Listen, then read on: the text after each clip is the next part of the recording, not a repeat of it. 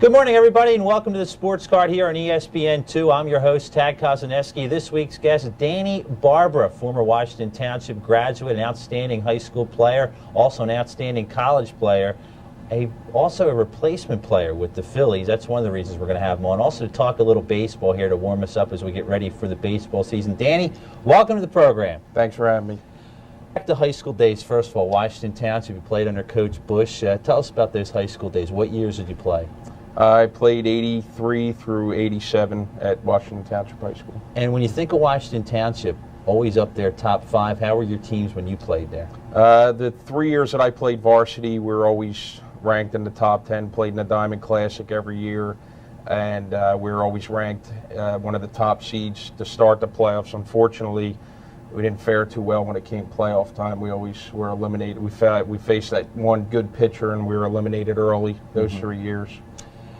You go to a school like Washington Township, now the biggest school in South Jersey, biggest enrollment. Your freshman year, when you tried out for the team, were there a lot of kids that tried out? I'd have to say probably only about 30 kids, 35 kids on the freshman level. And how long did you play on the varsity team? Sophomore through senior year. Do you have any games or anything that stand out in your mind as a game accomplishment or something that you always remember? The one game that stands out is probably Shawnee. We played them at home, and they were ranked #1 in New Jersey. And Chuck Ritchie was pitching for Shawnee. He pitched for the Phillies. He was a September call-up last year for the Phillies, and got a game-winning hit against him to beat the #1 team in in New Jersey actually at that time. So that stands out in my mind. How would you characterize Coach Bush, one of the well-respected coaches in South Jersey? He's real good with the kids. He's been in the high school game, for over 20, 25 years now, and he's changed with the times real well. Some coaches, that the game passes them by, but he's been able to keep up with the changes in baseball, and that's why he's successful every year. Moving on from Washington Township, what happened with your life baseball-wise? I moved on to went to Old Dominion University in Norfolk, Virginia for 4 years, played there for 4 years, an average college career, I'd say, and then after that, nothing happened with getting signed or drafted by a major league team, and then fortunate enough that, or unfortunate, however you look at it, last year the players went on strike. Fortunate for me, because then I got the opportunity to go down to Florida and play some major league baseball. You talk about Old Dominion. When you started playing college ball there, right into the lineup, or did it take you some time working? Well, my freshman year, we had 14 freshmen come in, so our team wasn't too successful the first year. We started 6, 7 freshmen at one time, so I pretty much got to play every day my freshman year. Now, is this where you kind of formulated your coaching skills? We know you're now a coach and have been a coach in the college level. Is this where you started to formulate that, or did that start at Township? No, that started probably at the college level. We worked a lot of camps, hands-on with the kids. We weekly hitting camps or pitching camps, or just summer camps for high school kids, and I really got involved in that, and I enjoyed coaching the younger kids and the high school kids, and that pretty much, I paid attention to different videos that our coach would give us, or different pamphlets on doing things, and I tried to pay attention the way we structured practices, because I figured in the future that I'd really like to get into this. So I made sure I paid attention on how the main part on how he structured practices, because I think that's a big key in coaching, is how you structure your practices and so they work in an orderly fashion. Growing up as kids, we all dream of playing at Veterans Stadium, being a pro player. It hit me freshman year at Glassboro State. I found out I'm not going to be a pro player, so I decided to go into broadcasting. When did that kind of set in for you? I assume during your college career you still had that dream going. Yeah, I always had the dream. What kind of hurt me, I believe, is my senior year. I came down with a couple injuries. I pulled some ligaments in my ankle, and then I had a broken foot, so it set me back a little bit. I just coming off a really good junior year. My senior year, I missed some time, and I came back, and spots started, and things didn't really work out as well as I planned with the injuries and everything. Set me back, and probably then is when I realized that this was probably going to be my last game in college. Was probably going to be my last organized game, other than summer ball. Was it a tough transition for you at that point? Did you feel disappointed because of the injuries, or because it was a long senior year, you kind of already accepted it at that point? It was disappointing just for the fact that I did have to sit out most of that senior year. Anytime you sit out and you're watching everyone else playing, I was a 3-year starter. That also hurt, having to sit on the bench. And when I came back, my spot was kind of filled. The kid that stepped in for me was doing real well. So, yeah, it was pretty disappointing. You get out of Old Dominion now, back into real life, if you will. Baseball, playing career kind of over. What happens then? Well, I got a job and started my life working. Just played some ball in the summertime in the Tri-County League, and that was it.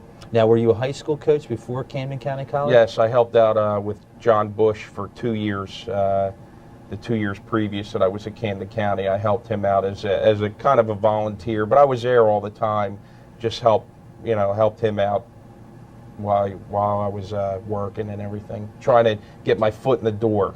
And you get to Camden County College, and the difference with Camden County College is you have to do a lot of traveling, and you have to hope you get some baseball players show up on your doorstep a few months before the season. Yeah, it was the thing I found out that was tough at Camden County was the recruiting was tough, because Barry Davis at Gloucester County was already set as being 2-3-time nationals. And it's tough. I even had scholarships, and he didn't. I'd offer a kid a scholarship, and they would still go to Gloucester just because their reputation. And the travel is tough, with working and having to travel 3 hours to some places, and trying to get the kids to stay in school and pass their grades is harder than at a high school level. High school level, kids have to go to school. College, they're on their own, and it's tough to motivate the kids. It's harder to motivate the kids to go to class. And to your credit, you really built up a nice program. And how did you come about getting most of those players? Were they guys that kind of came out of nowhere, or were they guys that you planned, they were there and you planned for them to be there? Well, my first year there, Bill Robinson was the coach in the fall, so he recruited most of the kids. So I helped out in the fall, was an assistant in the fall, and then I was handed over the head coaching job. So it was most of his players that he recruited. Okay. And then the next year I went out and tried to recruit players for the next year, and then again for this year's team. What we're going to do right now is take a quick break.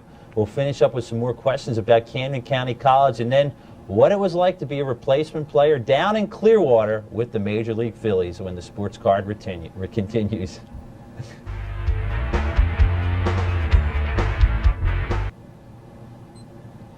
Welcome back to the Sports Card. Tad Kozaneski with you. This week's guest, Danny Barbara, last year replacement player with the Phillies. We talked about Camden County. Again, you built a successful program, but last year you got things interrupted a little bit. Yeah, I got a call from my buddy Pete Conlon. He was talking to Jim Fergosi, called for his father, Bill Conlon. Pete answered the phone and jokingly asked him if they needed any extra players, and Fergosi took us up on it, and he invited us to come down to Clearwater. So now, was there a tryout or something involved? Well, Pete throw. Okay. So we went over to Camden County in the gym, and I caught Pete, and Pete threw, and he liked what he saw from Pete, and I really didn't get to do anything because it was raining out that day and it was bad weather. It was a winter time, so he just kind of took Bill Conlon's word on it, on how I could play, and he invited me to come down with him. So he listened to Bill Conlon, huh? Yeah. Well, I guess it pays to have connections in high places. Yeah, it's not always what you know, it's who you know, right? Mm-hmm. So then you get down to Clearwater. First day, media everywhere. It's a circus. The big guys are on strike.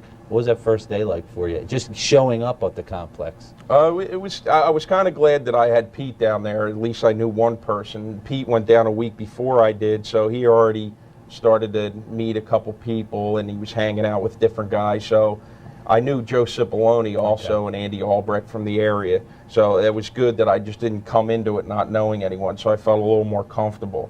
The first day in the walk in, and it was funny because I couldn't find my locker. I looked all around the locker room, and it was alphabetical order, and I didn't see my locker in the B section. So now I'm thinking, maybe it was all a joke, and I wasn't supposed to be there. But what it was Jeff Stone moved his locker next to Kim Baptiste's locker and switched the name tags, and mine was down in the S's.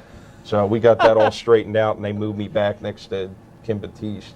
So now you're in the locker room. I guess you put the uniform on. Yeah. What happens next? Did Fregosi come in and address everybody? Actually, Fregosi wasn't there. That was the week that I believe his mother or his father passed away. So he was away for probably about the first 5 days. Okay. So Lee Thomas came in and talked to us, and then one of the coaches that they have a coach down there that runs everything. He sets everything up, and you just go out, you look on the board every day. You go up, look on the board, see what you're doing, see who's in your group, and then you just follow the board all day. In that first meeting, how did the Phillies present the situation to you guys? They presented it as, we're going to do this like it's the real thing, until we're told otherwise. And they said we're just going to, treat everyone as if they were the major league players, and most of them did.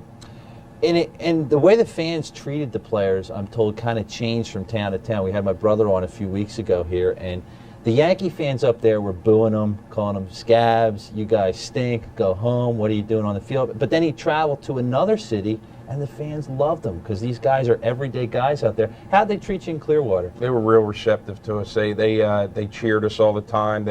If we were hitting well or put on a nice display, they'd have start the chant, "Stay on strike," and the fans always came to the when we walked off and asked for autographs, and they always, "Oh, you guys are doing a great job." They were really pulling for us. When you first went down there, did you think, I'm going to be here for a month, I'm going to be here for 2 months, you know what, this strike's never settled, I'll be playing in Veterans Stadium? What was your mindset going in? I really went down with with no expectations. I didn't try to hype it up, so there was a big letdown. I just went about it every day to day. I was on life support waiting for someone to pull the plug, So it wasn't really like I was saying to myself, "Oh, I'm going to be gone tomorrow," or I wasn't trying to hype it up or anything, so there wasn't a big letdown. Did most of the guys have that approach? Let's just make the best of it and have a good time while we're here? Yeah, it seemed to come across that way. It didn't seem, no one was really talking about, "Oh, I can't wait till we go to St. Louis," because that's where our first game was going to be. There wasn't really much of that talk, and the closer it got, within like a week of it, Lee Thomas told us that it probably wasn't going to happen, that we were probably going to be sent home. So even him telling us that, then we really didn't have expectations of going there. Pretty much, we were supposed to buy a sport coat for the plane ride, and Fregosi told us not to take the tag off it, so it was, so we pretty much knew that it probably wasn't going to last. First game, you're in the locker room getting ready. What's going through your mind? I'm playing for the Phillies. It was weird, just to go out there and play on a major league type field, and we had probably had about 3,000 fans out there the first game, and I wasn't starting that game, so it took a little pressure off me. I wanted to start, but I didn't get I got the hit before the game, but I didn't take any of the pregame infield because just the starters did, and I pretty much got to take it all in from the bench. I did get the pinch hit that game, okay, and that was. Well, tell us about that first pitch and that at bat. What was that like? Well, the first pitch, the guy blew a fastball by me. I think I swung when the catcher was throwing it down. And then the next pitch, he threw me the same exact pitch, and I got a base hit up the middle. And it was funny because when I came in, Boa said to me, he said, "Man, you're really late on that first one." I said, "Well, I was just teasing him until he'd throw the same pitch to me," which he did. I wasn't doing that, but sounded good. Were nerves involved with that? Oh, yeah, big time. I mean, when I got, Vukovic is the bench coach, so he would say, "Barbara, you're going to hit for when the pitcher comes up." So, just getting ready and standing out on the on-deck circle and, thinking about your approach to the game and everything with all the people there, and it was a close game, and yeah, it was pretty nerve-wracking. And to your credit, I mean, you even tied a record. In case people don't realize, Danny is a switch hitter. He hit a home run in one game from the left side of the plate and then from the right side of the plate. What was that game like? That was a in game. The zone, huh? Yeah, that's what you call it. But that was a weird game. It was funny. I got a little side story to that. Was every day they'd asked if you wanted passes, if you had family down there. And I never, my parents came down later on, but I didn't have anyone to give passes to. So every day, that one day, the clubby walked through and he said, "All right, make sure you sign your passes." So my grandfather was a big fan of mine, passed away like 3 years ago, and he followed me down to Old Dominion, used to go, he's a big fan. If you talk to him, you'd think I was the next coming of Babe Ruth. That's what he thought of me. So I wrote his name down on the pass list that game and signed his name in. and it was weird that I had that game that day. And yeah, I ended up 3 for 4 that day, and it was a game to remember. Yeah, you were the media star up here that day. We got to see both home runs. We read about it in the paper. That had to be an exciting, that even just after the game, let alone doing it. Once you hit the first one, did you feel like where you were in the zone, or it was just like it was just a once in a million? It just happened. Nah, it was. There were 7 home runs hit, and the wind was blowing out.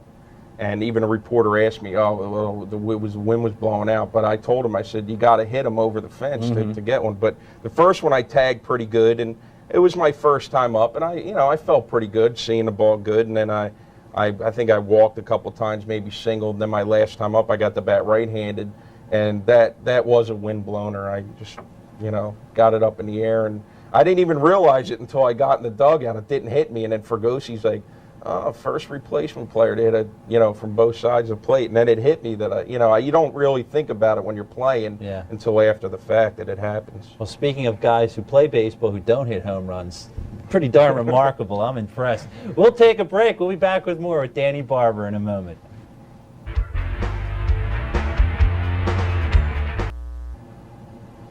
Welcome back to the Sports Card. I'm Tad Kazaneski. We're here with Danny Barber talking about his experience as a replacement player with the Phillies last year. We talked about that game with the 2 home runs, but the spring season started to wind down, and then eventually, I guess you could say, the bomb dropped. How did that all happen?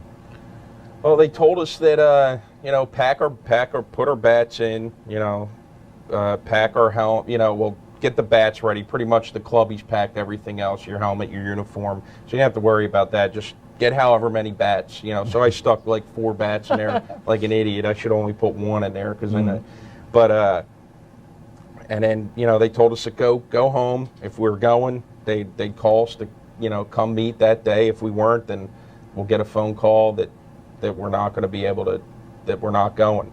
So they called us at our hotel, and they said we have a meeting at the hotel lobby in the restaurant, and we pretty much knew then that we weren't. And we went there, and Lee Thomas said, I wish you guys could have went one day at least to your dream. And he was real nice about it, and that was pretty much it. He said, anytime you need tickets or anything, give me a call, or if you need anything, because some people weren't from Philadelphia, if we were in your town, call us up, and we'll try to hook you up with tickets. And he just said, I wish you guys could have just went one day, just to fulfill your dream. Now, financially, if you went one day, there was a lot of money on the table, wasn't there, if you went one day? Yeah, if we went one day, we would have got I can't even remember, a $20,000 signing bonus, and then each day we would have played would have been like $690 a day. So that would have been nice. Hey, just to let alone say you played one game, but hey, there's a little bit in the old bank account. Yeah, that could change your status. Yep. Yeah.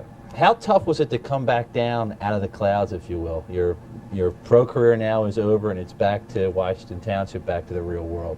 It didn't. It was coming back and then going back to the everyday work and everything, because you were just playing baseball for 6 weeks, and that was it. But now, it wasn't that big of an adjustment. I got to go home and finally see my wife, because I was away from her for 6 weeks. We just previously got married. I was going to say, you just got married? Yeah, we were only married for 2 months, so it was hard on her, and I thanked her for being patient with me, and then I got back into the coaching. The season already started, and I picked up from there, and then just went right on to summer ball.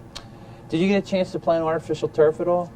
No, they don't. They didn't have any artificial. Our practice, we had a miniature practice field, infield behind the stadium, and we practiced on turf there. Major difference between the two? Yeah, I've played on turf. Some colleges I played at in college, we got to play on AstroTurf fields, and it's a lot quicker, easier to field the ball, and I like it better as a hitter because you're going to get those base hits through the middle a little easier. How about a wooden bat?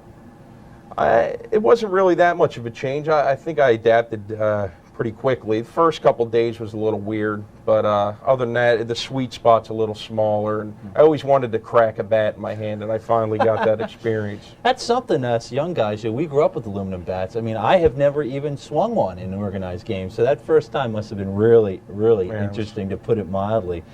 So right now, you're kind of a free agent guy. Yeah, I'm on the blocks. So you're kind of looking to get involved in coaching somewhere then? Yeah, hopefully at a high school level, get back into the high school. It's because the travel, like I said, was killing me with the college, amongst other things.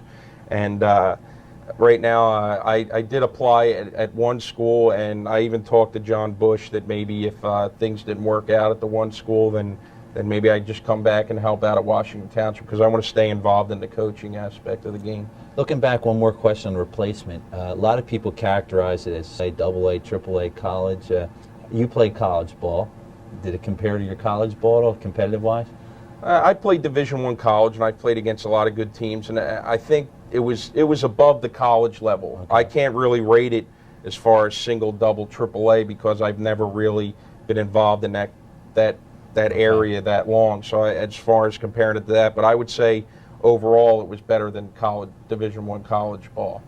For our parents out there, or young guys, or even young girls who are looking for softball, what can you recommend for them to maybe make them better players, whether mentally or on the field physically with tools? What can they do to try and make themselves better?